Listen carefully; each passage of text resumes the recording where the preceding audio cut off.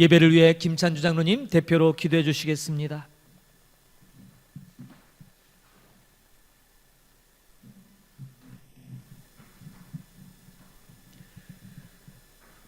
또 증거는 이것이니 하나님이 우리에게 영생을 주신 것과 이 생명이 그의 아들 안에 있는 이것이니라. 아들이 있는 자에게는 생명이 있고 하나님의 아들이 없는 자에게는 생명이 없느니라. 내가 하나님의 아들의 이름을 믿는 너희에게 이것을 쓰는 것은 너희로 하여금 너희에게 영생이 있음을 알게 하려 함이니라. 아멘. 예수님 사랑합니다. 11월 첫 번째 주일 함께 예배를 드리게 하시니 감사합니다. 생사화복을 주관하시는 하나님께 하나님 은혜로 이 자리에 있음을 고백하며 감사를 드립니다. 지난 일주일간 말씀대로 주님의 뜻대로 살지 못했던 죄를 이 시간 회개합니다. 주님의 보혈로 정결케 하사 오늘 드려지는 예배가 신령과 진정으로 드려지는 하나님 받으시기에 합당한 예배되게 하여 주시옵소서. 이곳에 임하실 성령 하나님을 찬양합니다. 충만한 은혜로 임하여 주옵소서. 주님, 오늘 예배를 통해 영광받아 주시옵소서. 보내신 이 땅 캄보디아를 위해 기도합니다. 가난과 킬링필드의 상처로 얼룩져 있는 이 땅에 오직 예수로 치유되고 회복되어 리빙필드로 변화시켜 주시옵소서. 이 귀한 사역에 부르신 수많은 선교사님들, 성도님들 성령 충만케 하사 맡기신 사명 충성되게 감당하게 하옵소서. 질병과 사고로부터 보호해 주시고 강건케 하여 주시옵소서. 주님 세우신 목양교회가 믿음으로 굳게 서고 말씀으로 부흥되며 공동체 연합과 센터 사역을 잘 감당함으로 하나님 기뻐하시는 교회 되게 하옵소서. 이곳 예배의 초소를 저에게 허락해 주실 것을 믿습니다. 이것을 통해 하나님의 은혜가 캄보디아 전국으로 흘러가는 통로 되게 하여 주옵소서. 특별히 함께 세워가는 지체로 허락해 주신 뜨럽비앙 인꺼러 교회와 아가페 클리닉, 뜨럽비앙 무원교회, 헤브론 병원, 할렐루야 교회, 테프 미션, MTIS 스쿨, 슬랙가엣 교회, 꾸놈브라떼 교회, 프놈펜 선한먹자 교회, 희망학교, 비전아시아 예수마을 비전센터가 주변에 선한 영향을 끼치며 복음을 전하는 복된 장소 되게 하여 주시옵소서. 다음 세대를 위해 기도합니다. 말씀 가운데 그리스도의 제자로 잘 양육되게 하여 주옵소서. 내년 영국 비전 트랩도 순탄하게 인도해 주시옵소서.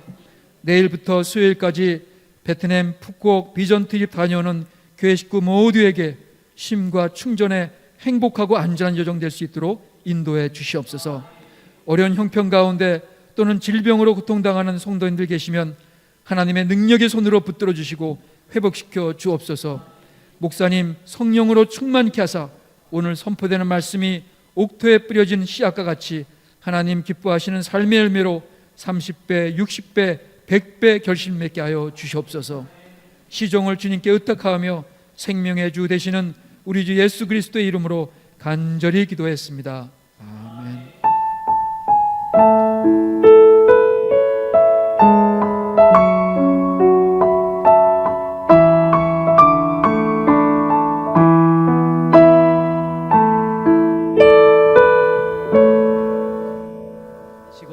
오늘 하나님께서 우리에게 주실 생명의 말씀을 보도록 하겠습니다. 신약성경 요한복음 1장 14절로 18절까지 말씀입니다.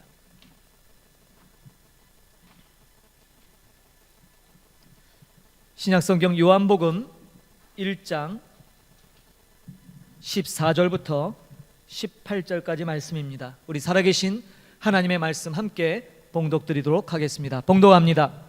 말씀이 육신이 되어 우리 가운데 거하심에 우리가 그의 영광을 보니 아버지의 독생자의 영광이요 은혜와 진리가 충만하더라.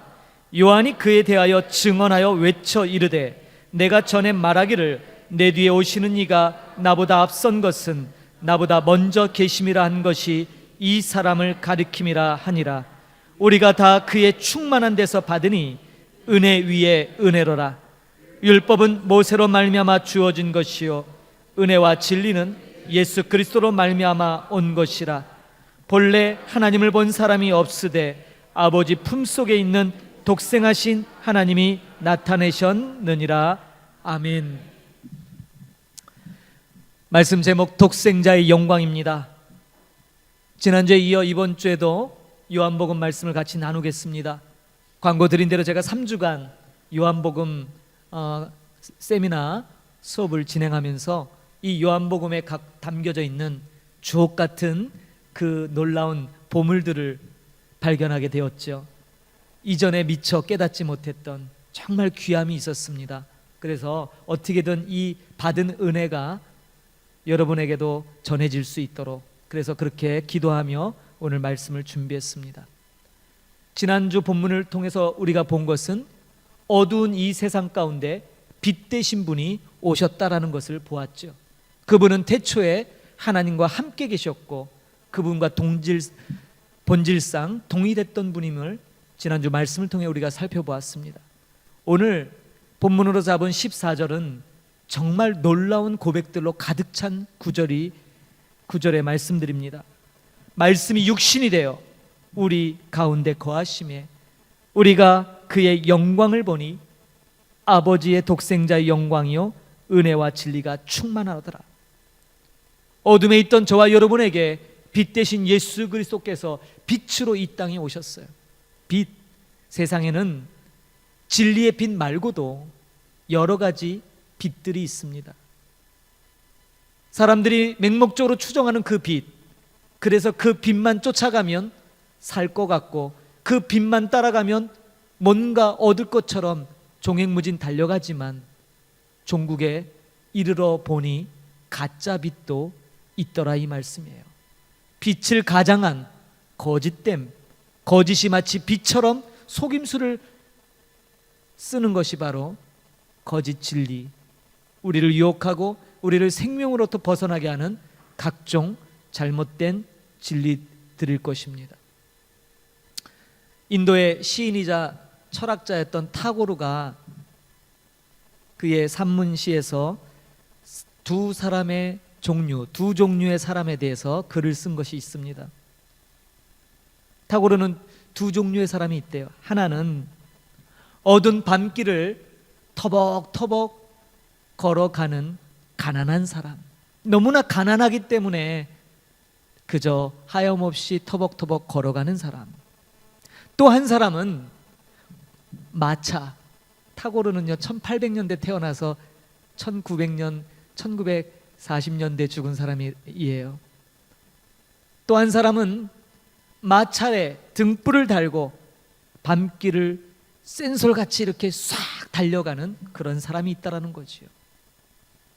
외면적으로 볼 때는 마차에 등을 달고 어두운 밤길을 뚫고 내달리는 그 사람이 행복한 것처럼 보입니다. 그러나 타고르 시인은 이렇게 얘기해요. 그 마차의 등불을 밝히고 어두운 밤길을 질주하는 그 사람은 남들보다 좀 더 빠르게, 더 안전해 보이게 달려갈지 모르지만 그는 절대 볼 수 없는 것이 하나 있습니다. 너무나 가난해서 밤길을 터벅터벅 걸어가는 사람, 그 사람에겐 어떤 불빛도 없기에 저 하늘에 있는 별빛을 의존하여 그 별빛을 바라보며 걸어갑니다. 타고르는 그렇게 얘기합니다. 누가 더 행복할까요? 물론 사람들은 저마다 기준이 다를 거예요. 여러분은 어떤 생각이 드세요? 여러분은 지금 터벅터벅 밤하늘 별빛 따라 가십니까? 아니면 환한 라이트를 킨 차를 운전하며 가십니까? 저는 말씀을 준비하며 우리에게 이 빛은 무엇일까? 예수님이 우리에게 가져다 준 이 빛의 진짜 이 가치는 무엇일까? 고민하고 또 고민하죠. 근데 오늘 보니까 너무나 우리에게 놀라운 말씀을 사도 요한을 통해서 우리에게 주어져요. 말씀이 육신이 되었다는 거예요. 말씀이 육신이 되었다. 여러분, 육신이라는 이 말은 사르스라는 단어인데, 이 단어는 죽을 수밖에 없는, 부패하고 죽음을 동반한, 그래서 결국 늙어져 사라지는 존재, 이것을 의미하는 단어예요. 그런데 어떻게 말씀이 그러한 유한한 죄와 부패 그리고 사라질 존재인 육체로 오실 수 있는가? 이것이 굉장한 의문인 거예요. 하나님의 아들이 어떻게 육체를 가질 수 있었는가? 성경에 보니까 창세기 6장 3절에 사람이 육체가 되었다라고 표현해요. 여기서 마찬가지로 이 육체는 뭐예요? 이제 죄로 인해 부패와 죽음을 동반한, 그래서 결국 사라지는 존재. 그렇다면 오늘 요한이 얘기하고 있는 이 말씀이 육신이 됐다는 이 육신도 그 육신을 가리키는 것인가? 그건 분명 아닐 거예요. 여기서 말하는 이 육신이라는 것은 흠이 있는 그런 존재를 뜻하는 건 분명 아닐 겁니다. 예수님이 이 땅에 오셔서 첫 공생에 시작하기 전에 사단으로부터 시험을 받으세요. 여러분 잘 아시죠? 첫 번째 시험이 40일 동안 굶주렸던 예수님에게 사단이 다가와서 이렇게 속삭입니다. 배고프니까 눈에 보이는 돌들을 떡덩이로 바꾸라고. 우리는 이 예수님을 시험했던 이 시험에 대한 많은 해석들을 그리고 많은 설교들을 접했습니다. 그런데 정말 사단은 왜 예수님이 분명 하나님의 아들이심을 알았을 텐데 이런 것을 시험했을까? 시험의 핵심은요, 돌이 떡이 되게 하라는 이 시험의 핵심은 아마도 오늘 이 본문 말씀과 연결될 거예요. 말씀이 육신이 되었어요. 근데 그분은 하나님이시잖아요. 다시 말해서 하나님의 아들이 절대적으로 완전한 사람이 되면 안 되는 거예요. 무슨 얘기인가?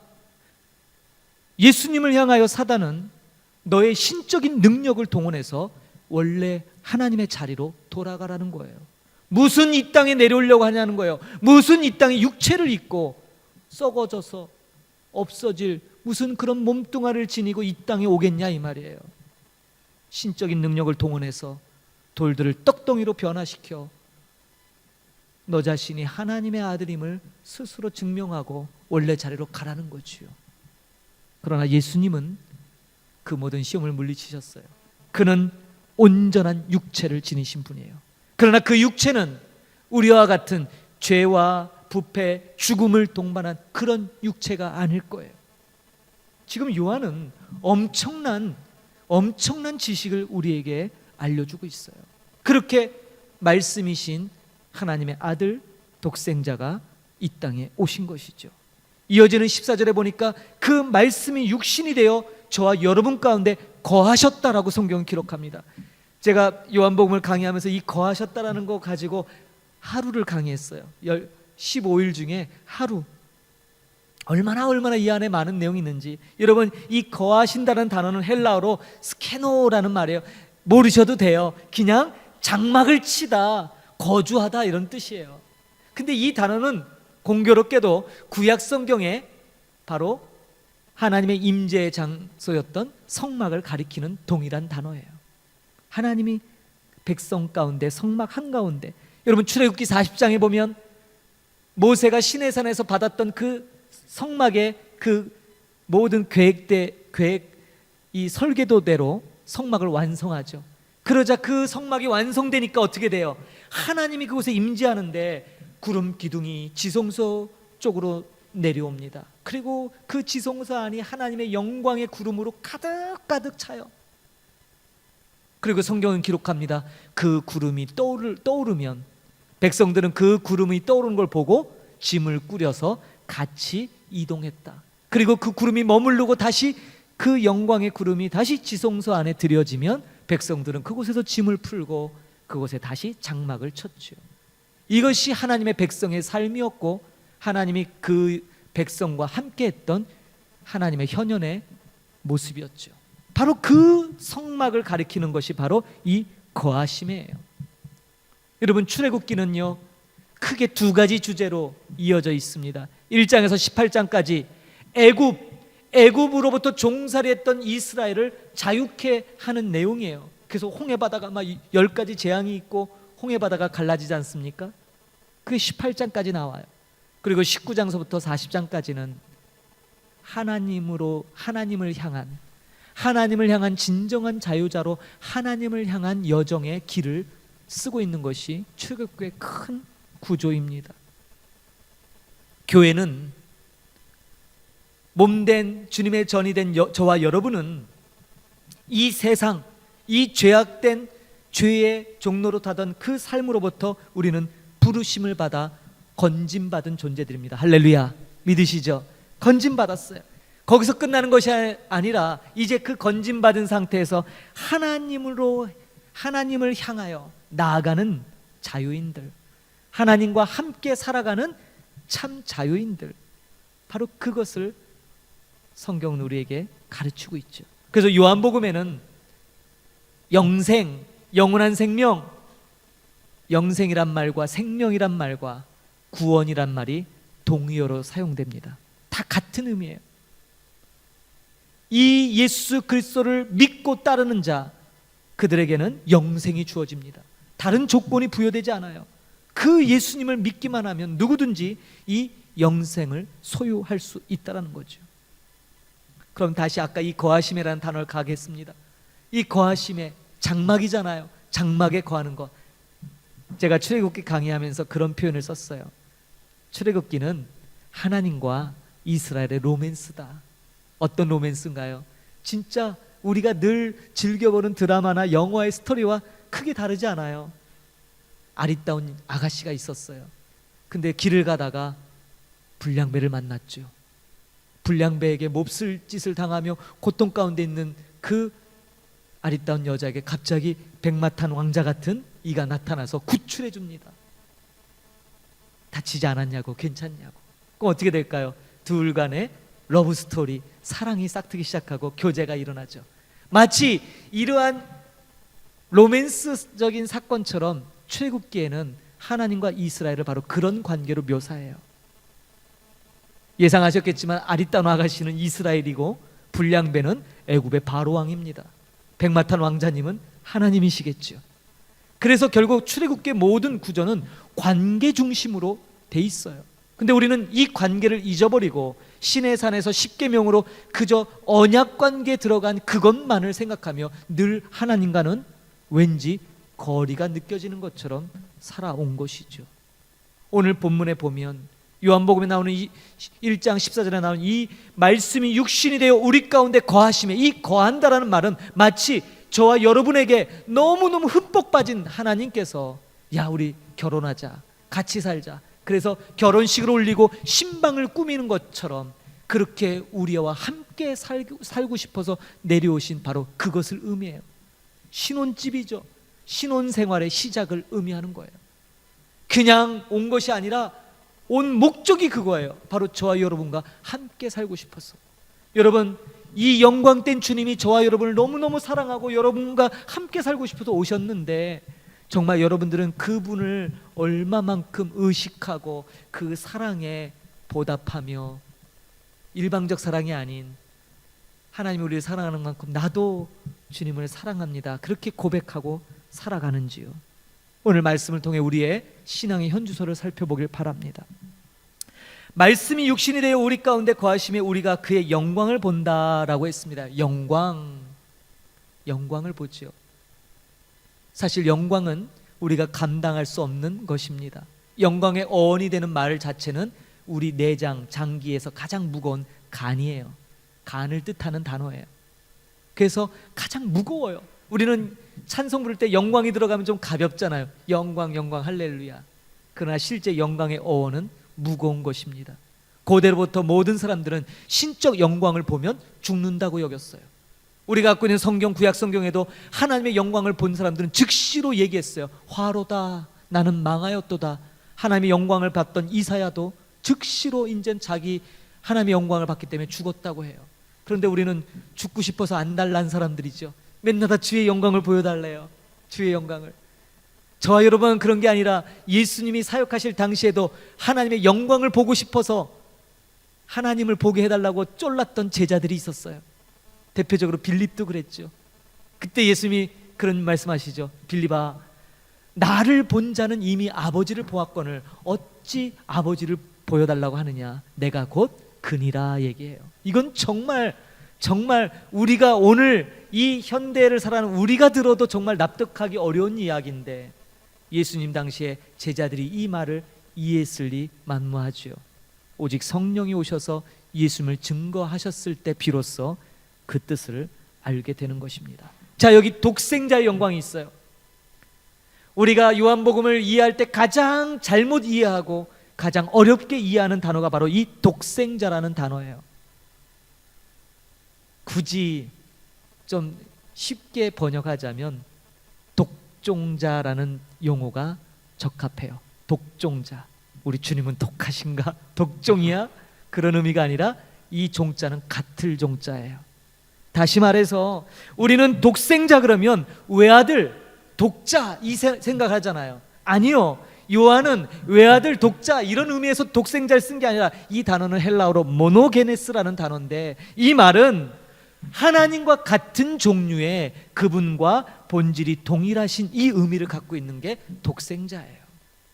그러니까 우린 자꾸 외아들 그러니까 뭐예요? 그러니까 여기서 더 발전되면 성부 하나님 한 분, 성자 예수님 한 분, 성령 하나님 한 분 그렇게 섬기죠. 세 분 하나님을. 그래서 뭐예요? 삼신론, 세 분의 하나님을 섬기는 자가 돼요. 아시겠지만 이거는 이단이에요. 그래서 억지로 이걸 합쳐요. 그러다 보니까 또 문제가 생기죠. 억지로 합치니까 어떻게 해요? 아, 하나님은 한 분인데 어떨 때는 성자로 나타나시고 어쩔 때는 성령으로 나타나보다. 이게 뭐예요? 모습을 달리한다 그래서 양태론이에요. 이 양태론 삼위일체도 이단이에요. 여러분들 요한복음을 이제 잘 들으셔야 돼요. 그래 이단 되지 않으실 거예요.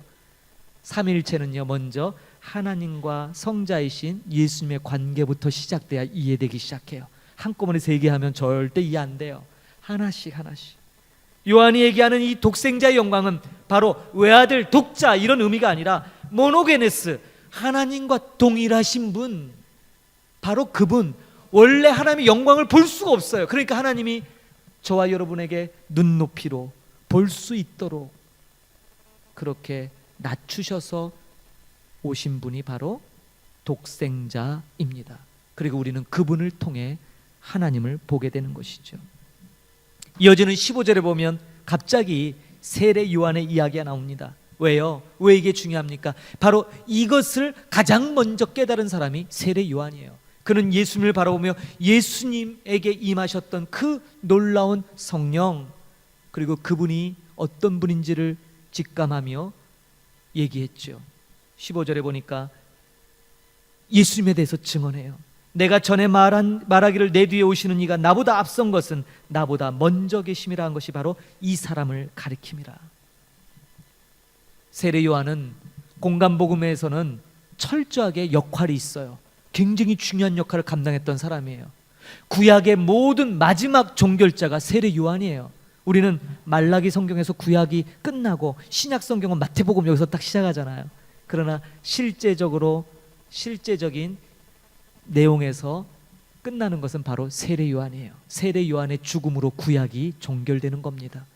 그리고 세례 요한의 죽음으로부터 이제 신약의 시대가 시작되는 거예요. 왜냐하면 바로 세례 요한은 구약의 모든 약속의 마지막 증언자이기 때문에 그래요. 마지막 증언자. 그리고 이제 말씀으로 그 육신이 돼서 오신 바로 그 예수님을 증거하는 것이 세례자 요한의 역할이었죠. 그는 오직 예수님만을 증거합니다. 그래서 공간복음서와 달리 요한복음은 이 세례 요한의 역할은 예수님이 누군지만 얘기하고 무대에서 더 이상 등장하지 않아요. 자기 역할만 하고 빠지는 거예요. 이어지는 16절을 보겠습니다. 우리가 다 그의 충만한 데서 받으니 은혜 위에 은혜로라. 우리는 은혜를 참 좋아합니다. 그렇죠? 근데 이 은혜 위에 은혜, 우리는 어떻게 생각하시죠? 우리 이렇게 생각할 거예요. 여기 은혜가 있어요. 이 위에 또 은혜가 하나 더 덮는 거죠. 아마 이렇게 다 생각하실 거예요. 이것도 틀린 생각은 아니지만 여기서 말하는 이 은혜 위에 은혜라는 말은, 여러분 은혜라는 말이 원어로 카리스라는 말이에요. 그래서 우리에게 하나님이 은사를 주셨다 할 때 은사가 카리스마라는 단어예요. 야, 저 사람 카리스마 있네. 그건 뭐예요? 은사가 있다는 얘기거든요. 그렇죠? 우리 그렇게 쓰잖아요. 저 사람 카리스마가 있어. 와, 조용한 줄 알았더니 카리스마가 넘치네. 이렇게 쓰잖아요. 사실은 그 말의 어원은 카리스, 은혜입니다. 은혜. 그러니까 이 원문으로 이 은혜 위에 은혜라는 단어가 뭐냐면 카리스 안티 카리스라는 말이에요. 어렵죠? 그냥 이해하시면 돼요. 그러니까 안티가 뭐예요? 여러분 우리가 슈퍼마켓 가고 물건 살 때도 뭐예요? 안티에이징 뭐 안티 들어간 거 많잖아요. 반대 이런 개념이에요. 근데요 우리가 그것만 알아서는 안 돼요. 헬라어의 안티는 사실은 반대라는 말보다는 뭐뭐 대신에라는 뜻이 더 커요. 뭐뭐 대신에, 뭐뭇을 위하여, 뭐뭐 때문에 대신이라는 말이에요. 그러니까 여기 말하는 카리스 안티 카리스 은혜 위에 은혜라는 말은 은혜 대신에 은혜라는 말이에요. 직역하면 그 말인데 이렇게 쓴 거예요. 그러니까 우리가 이 말을 그냥 읽으면서도 정확한 의미가 뭔지 전혀 모르고 읽었었던 거예요. 아, 은혜 위에, 요만한 은혜 위에 또 다른 은혜를 주셨나 보다 이렇게만 생각했죠. 그렇죠 여러분? 근데 요한은 그렇게 쓰고 있지 않아요. 분명히 이것을 힘줬어요. 은혜 대신에 은혜. 근데 그 은혜 대신에 은혜가 뭐냐? 그 해석이 17절이에요 17절을 같이 읽어볼게요 여러분. 이 시간이 되게 힘든 시간이에요. 정신을 바짝 차리시고 하셔야 됩니다. 17절 같이 읽습니다. 시작. 율법은 모세로 말미암아 주어진 것이요 은혜와 진리는 예수 그리스도로 말미암아 온 것이라. 아멘. 자, 16절에 나오는 은혜 위에 은혜, 앞에 은혜는 뭐냐면 바로 율법이에요. 여러분 율법은 뭐예요? 율법도 은혜로 우리에게 주어진 거예요.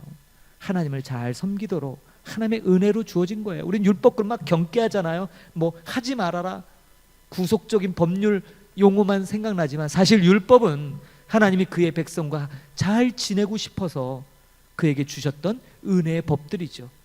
그래서 첫 번째 나오는 은혜는 바로 율법을 가리키고 은혜 대신에 은혜, 그 은혜가 뭐예요?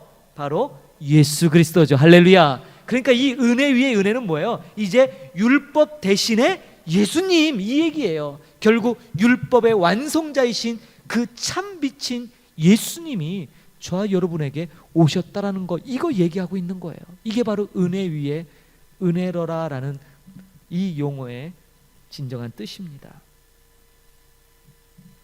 은혜와 진리, 그분은 은혜로 우리에게 오셨고 그분 자체가 진리시잖아요. 은혜와 진리는 그래서 늘 그리스도 예수님으로부터만 발생합니다. 그래서 항상 바울은 교회를 향하여 축복할 때 은혜와 진리가 충만하더라 할 때 그거를 두고 있는 게 뭐예요? 그냥 여러분 기분 좋으라고 하는 게 아니라 뭐예요? 예수님으로 여러분이 충만해지기를 축복하는 가장 복된 축복문이에요. 예수님으로 여러분을 채우라는 거예요. 예수님이 여러분에 가득 있으면 그것 자체가 은혜가 충만한 것이고 그것 자체로 진리가 여러분 안에 거하고 계시다라는 거죠. 이제 마지막 절입니다. 18절. 본래 하나님을 본 사람이 없으되 아버지 품속에 있는 독생아진 하나님이 나타내셨느니라. 하나님을 본 사람은 없습니다. 그렇다면 우리는 어떻게 그분을 느끼고 이해할 수 있을까? 구약의 많은 사람들도 하나님의 이 실존을 경험함에 있어 누구도 하나님의 그 본체 모습을 본 사람은 없지요. 그러나 구약성경에 우리가 알다시피 많은 사람들이 하나님의 그것을 간접적으로 경험했죠. 대표적인 사람이 누구예요? 창세기에 나오는 야곱이 있죠. 야곱의 사닥다리 베델, 돌베개하고 잤던 바로 그곳에 하늘과 이어지는 그 높다란 계단, 그것이 사닥다리가 보였죠. 그리고 그 끝에 영광스러운 분이 서 계셨던 걸 봐요. 야곱은 몰랐어요. 그분이 바로 그리스도라는 사실을.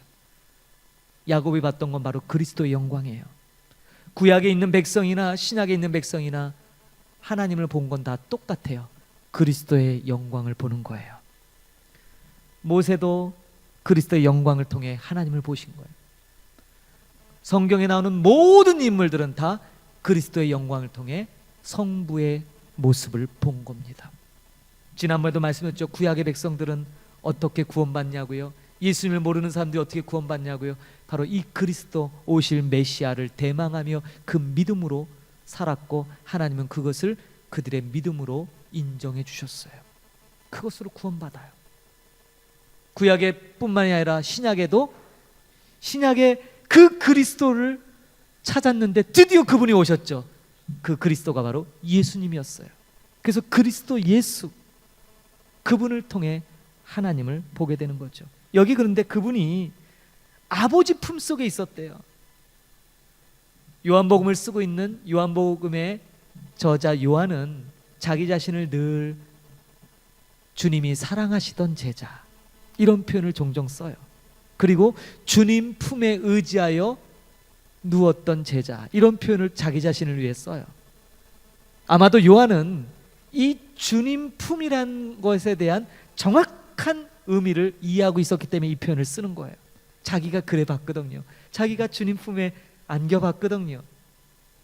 이 말은요, 지난주에 제가 했던 태초에 말씀이 계시니라, 이 말씀이 하나님과 함께 계셨으니, 이 함께라는 말 뭐라 그랬어요? 함께, 마주 대하고 있는. 그래서 이 함께라는 건 그냥 옆에 있는 이런 의미가 아니라 뭐라고요? 성부 하나님과 동일한 능력을 갖고 계신, 하나님과 동일하신, 동질하신 그런 뜻이에요. 이 품, 아버지의 품도 바로 그런 거예요. 동일한 영광을 갖고 계시다는 거예요. 요한은 주님 품에 안김으로 주님의 영광을 맛본 사람이죠. 아버지의 품에 아들이 있음으로 인해서 온전하듯이 말이에요. 예수 그리스도가 하나님의 아들이심을 가장 선명하게 부각하는 말씀이 바로 이 18절이에요. 18절. 본래 하나님을 본 사람 없으되 아버지 품속에 있는 독생하신 하나님이 나타나신 거죠. 이 나타내셨다는 말이 바로 해석하다, 설명하다라는 뜻이에요. 그냥 나타나다, 그냥 뭐 안 보이다 갑자기 뚝 나타나, 이 의미가 아니라 뭐예요? 해석해서 풀어주고 설명하다라는 거예요. 뭘 설명해요? 독생자가 누군지, 예수님의 정체가 무언지를 밝히고 있는 것이죠. 그래서 오늘 말씀을 통해 우리는, 저와 여러분이 믿는 신앙의 근간이 바로 독생자, 조금 좀 달리 표현하자면 독종자, 하나님과 동일한 그런 분, 그분을 구주로 믿는 것입니다. 사랑하는 성도 여러분, 요한복음을 통해 우리가 알 수 있는 것은, 우리가 믿는 이 신앙, 이 진리는 따분하고 그저 종교적인 행위로 머물 만한 그런 것에 지나는 것이 아닙니다. 너무나 위대하고 너무나 놀라운 것이에요. 우리는 종종 하나님의 말씀을 듣고 이런 표현을 합니다. 은혜 받았습니다. 은혜 받았습니다. 자, 은혜 받았다는 걸 어떻게 판별할 수 있을까요? 은혜 받은 것, 정말 은혜 받았다면 판별할 수 있어요. 어떻게 판별하냐면, 일단 그 자신도 기쁘지만 다른 사람을 기쁘게 여기는 모습이에요. 우리는 종종 교회에서 은혜 받았다는 얘기를 많이 하잖아요. 그런데 나가서 어떻게 해요? 다른 행동이 나오죠. 뭐예요? 우리는 은혜를 이렇게 생각해요. 특권처럼 생각해요.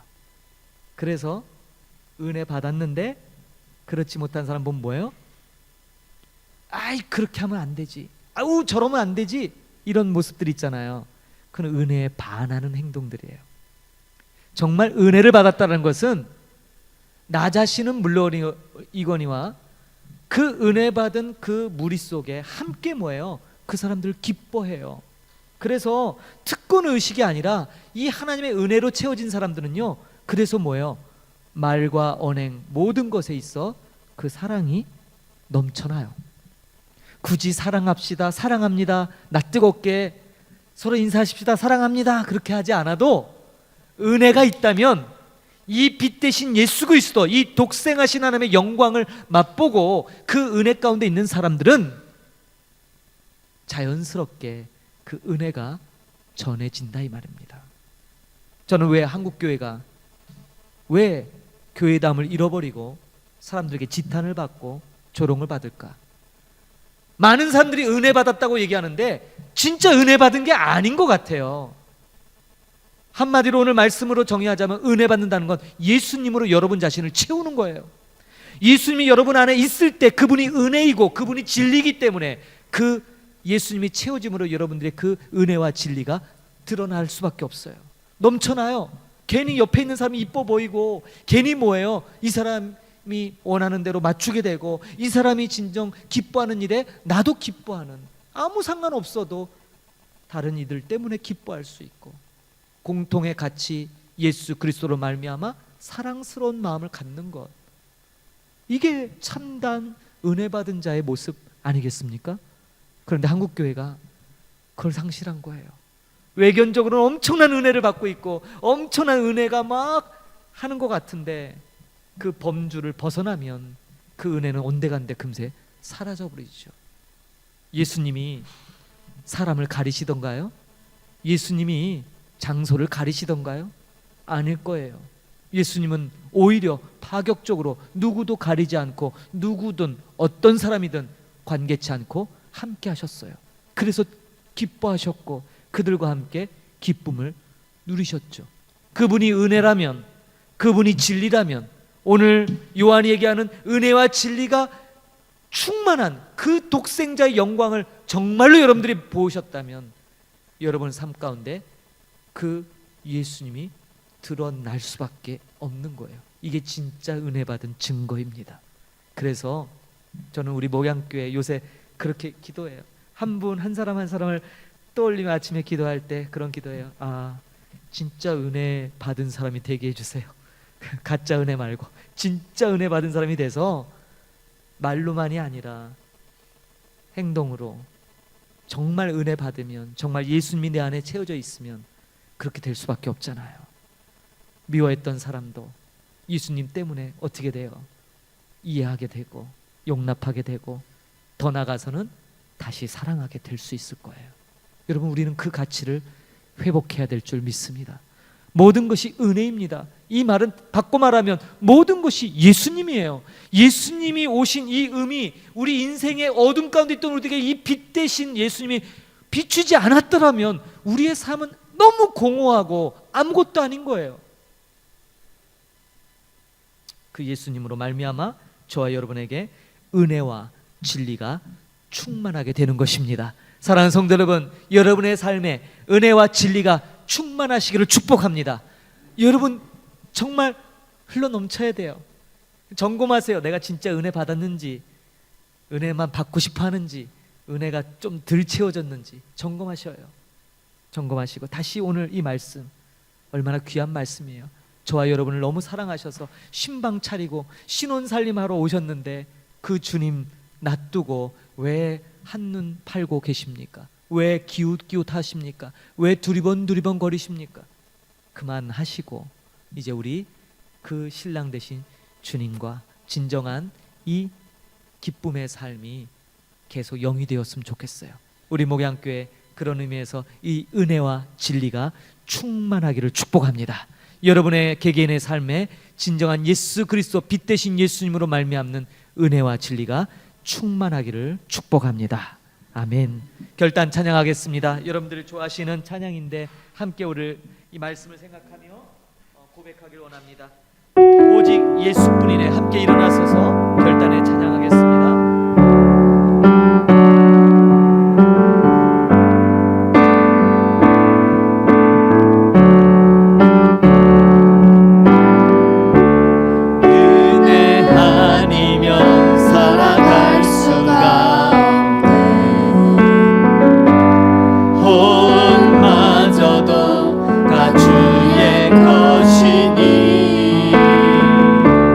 세상 평안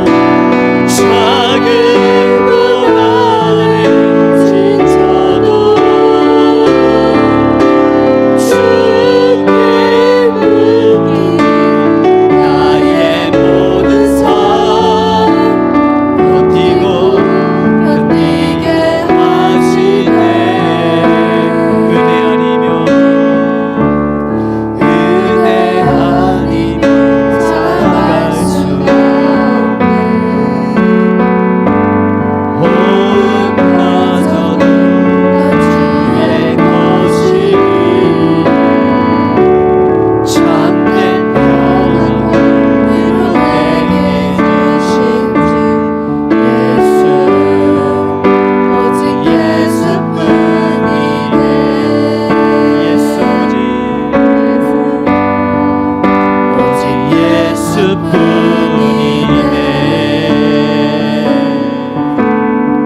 기도합니다. 오늘 우리는 독생자의 영광을 보게 되었습니다. 어둠 가운데 있던 우리들에게 빛으로 찾아오신 주님, 그러나 세상은 그 빛을 알지 못했고 그 빛을 싫어했습니다.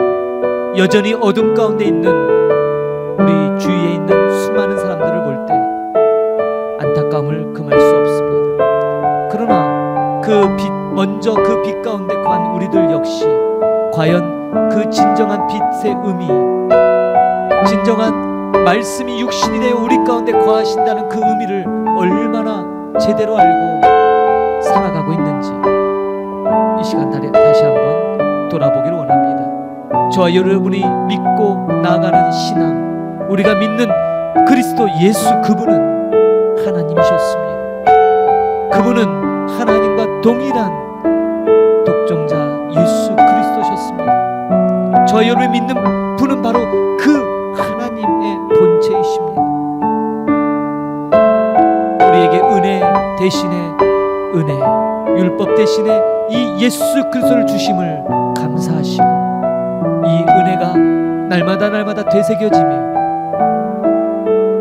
고백되어지고 그 은혜와 진리가 정말 우리 안을 가득 채운 삶으로 그렇게 우리의 삶이 나아가기를 소망합니다. 날마다 저와 여러분의 삶이 그런 은혜와 진리 대신 예수 그리스도로 가득 채워지기를 간절히 소망합니다. 하나님 아버지, 은혜를 감사합니다. 오늘도 귀한 생명의 말씀을 통하여 독생자의 영광을 보게 하시니 감사를 드립니다. 말씀이 육신이 되어 우리 가운데 거하셨던 지금도 여전히 우리와 함께 거하시고 우리와 함께 그 기쁨의 삶을 살기를 원하시는 주님, 그 주님의 뜻에 부합되는 참다운 믿음의 삶이 되기를 소망합니다. 은혜와 진리신 예수 그리스도로 우리를 가득 채우게 하여 주시고 비본질적인 것에 매여서 그 기쁨 빼앗기고 살았던 우리들 이제 돌이켜 다시 그 기쁨을 회복하게 하여 주옵소서. 우리 목양교회에 속한 모든 권속들, 바쁨도 좋고 주의 일도 중요하지만 더 중요한 은혜와 진리 되신 이 예수님 놓치지 말게 하여 주옵소서. 이 예수님, 그분 붙들고 그분으로 충만해져서 우리에게 주어진 일들 역시도 괴로움이나 고통이 아닌 주님과 함께하는 일이라서 기쁘고 주님과 함께하는 사역이라서 행복할 수 있도록 하나님 우리의 삶을 이끌어 주옵소서. 지금은 교회 머리 되신 우리 구주 예수 그리스도의 은혜와 하나님 아버지의 크신 사랑 베푸심과 성령 하나님의 내주교통 충만케 하시는 역사하심이 귀한 말씀을 통해 말씀이 육신이 되어 우리 가운데 거하셨던 그 독생자의 영광을 다시금 우리 삶에 재현하며 그 은혜와 진리 되신 예수 그리스도로 우리를 가득 채우기를 소망하는 하나님의 귀한 권속들 머리 위에 이제로부터 영원히 함께 계실지어다. 아멘.